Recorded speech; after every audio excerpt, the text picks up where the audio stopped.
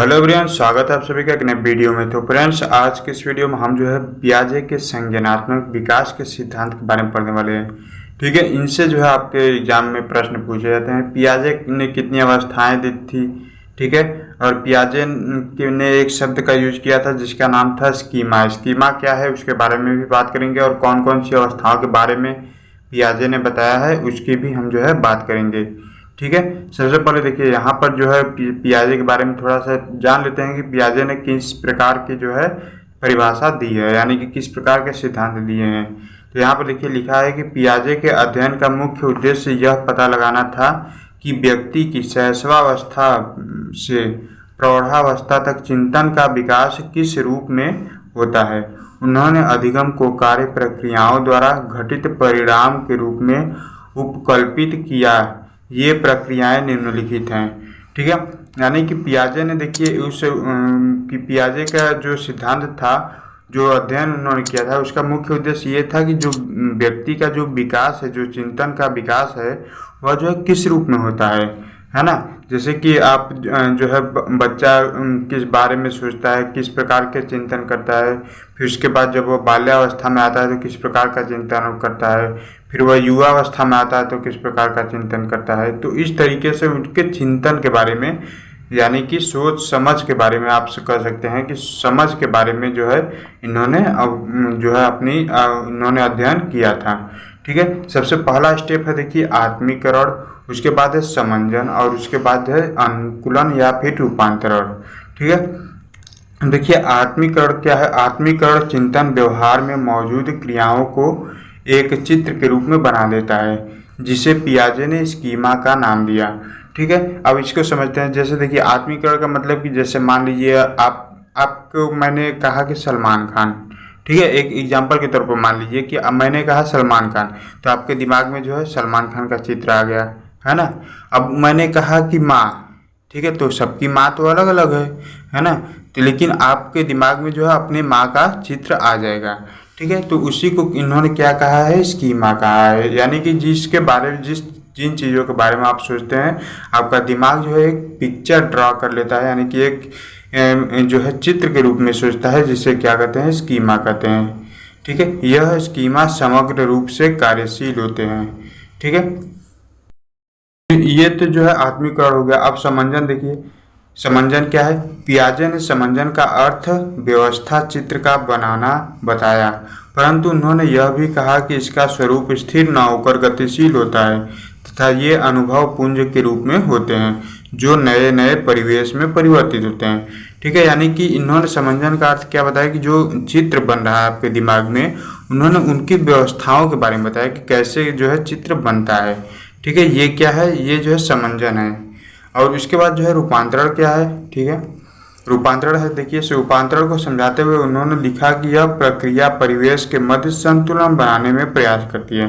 ठीक है, रूपांतरण या फिर अनुकूलन, तो यह जो है संतुलन बनाने का प्रयास करती है। जो आपका दिमाग जो है मतलब कि आपका दिमाग जो है वो जो है बाहरी परिवेश से संतुलन बनाने का कार्य करता है। इसे ही क्या कहते हैं, अनुकूलन या फिर रूपांतरण कहते हैं।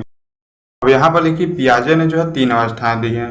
ठीक है, देखिए पियाजे ने शिशु को एक नन्हा वैज्ञानिक कहा। ये भी देखिए आपके प्रश्न में पूछा जाता है कि नन्हा वैज्ञानिक किसने कहा, तो शिशु को नन्हा वैज्ञानिक कहने वाले पियाजे हैं। पियाजे ने संज्ञानात्मक विकास के 4 अवस्थाओं का वर्णन किया। कौन कौन सी 4 अवस्थाएं, संवेदी प्रेरक अवस्था, पूर्व संक्रियात्मक अवस्था, मूर्त संक्रियात्मक अवस्था, और जो है औपचारिक संक्रियात्मक अवस्था। ठीक है, यानी कि सेंसरी मोटर स्टेज जो कि 0 से 2 साल तक होता है, जो है प्री ऑपरेशनल स्टेज जो कि 2 से 6 वर्ष तक होता है, और उसके बाद जो है कंक्रीट ऑपरेशनल स्टेज जो कि 7 वर्ष से जो है 12 वर्ष तक होता है, और फिर जो है फॉर्मल ऑपरेशनल स्टेज जो कि 12 वर्ष से 20 वर्ष तक होता है। ठीक है, अब सबसे पहला है देखिए संवेदी प्रेरक अवस्था। संवेदी प्रेरक अवस्था क्या है। संवेदी प्रेरक अवस्था 0 से 2 ईयर तक मानी जाती है। पियाजे ने संज्ञानात्मक विकास को बालक के मानसिक विकास से संबंधित बताया। बौद्धिक विकास का आधार स्नायु संस्थान की वृद्धि पर निर्भर करता है। पहले 4 वर्ष में बालक के मस्तिष्क का 80% भाग विकसित हो जाता है तथा 22 वर्ष तक यह पूर्ण होता है। पियाजे ने संवेदी प्रेरक अवस्था 0 से 2 वर्ष तक माना है। ठीक है, इस अवस्था में बच्चा अपने व्यवहारों और क्रियाओं में तथा क्रियाओं के बीच संबंध कायम करने की कोशिश करता है और बच्चे में वस्तु स्थायित्व का गुण विकसित हो जाता है। ठीक है, ये जो है संवेदी प्रेरक अवस्था में आप लोग जो है लिखेंगे, है ना। उसके बाद जो है पूर्व संक्रियात्मक अवस्था है। तो देखिए पूर्व संक्रियात्मक अवस्था में पूर्व संक्रियात्मक अवस्था 2 से 6 वर्ष तक की होती है। पियाजे ने इसे जो है 2 अवस्थाओं में यानी कि 2 भागों में बांटा है। पहला है पूर्व संक्रियात्मक अवस्था। इस अवस्था में बच्चा संकेत, प्रतिमा और शब्दों के अर्थ को सीखता है तथा भाषा का प्रारंभ संज्ञानात्मक क्रियाओं का विकास होता है। अनुकरण एवं खेल द्वारा यह विकास संभव होता है। ठीक है, ये जो है पूर्व संक्रियात्मक अवस्था हो गया। उसके बाद देखिए आ जाता है पूर्व संक्रियात्मक अवस्था के बाद जो दूसरा अवस्था है उसे देखिए अंतर्दर्शी अवस्था का नाम दिया गया है। ठीक है, पूर्व संक्रियात्मक अवस्था के दूसरे वर्ग या भाग को अंतर्दर्शी अवस्था का नाम दिया गया।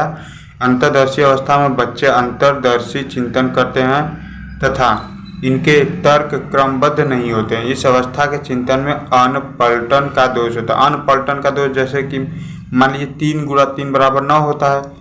अब ये तो बच्चा जो है सीख लिया कि 3 गुणे 3 बराबर 9 होता है, लेकिन अगर 9 बराबर 3 गुणे 3 करेंगे तो वह तो ये जानता है लेकिन ये जो है नहीं जानता है। ठीक है, तो इसी को क्या बोलते हैं अनपलटन, यानी कि शब्दों को जो है अक्षरों को जो है गिनती को पलट देंगे तो वह जो है नहीं समझ पाता है।